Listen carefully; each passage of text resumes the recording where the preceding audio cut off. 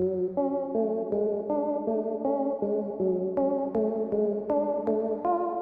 human heart has 4 chambers. The 2 upper chambers are the atria and the 2 lower chambers are the ventricles.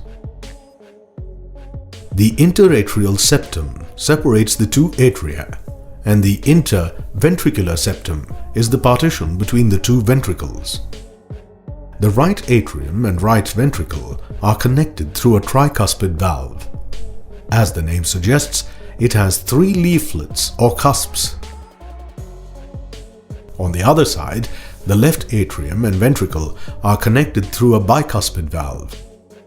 The bicuspid valve is also called the mitral valve because of its resemblance to a bishop's 2-sided mitre or hat.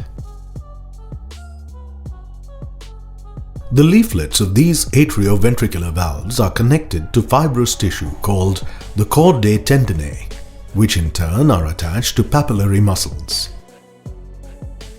Contraction and relaxation of these muscles make the valves open and close. There are also valves at the opening of the pulmonary trunk and the aorta. These are called the pulmonary valve and the aortic valve, respectively. Because of their crescent moon shape, these 2 valves are also called semilunar valves. The characteristic double-up sound of the heartbeat is produced during the closing of the heart valves. The thickness of the walls of the 4 heart chambers varies with their functions.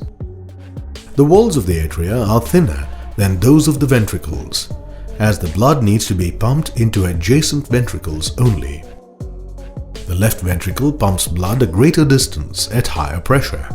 Therefore, the wall of the left ventricle is thicker than that of the right ventricle.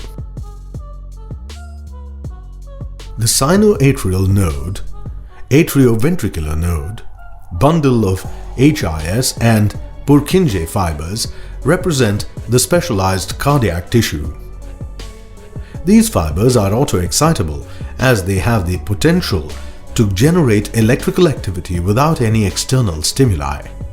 This makes the heart beat continuously.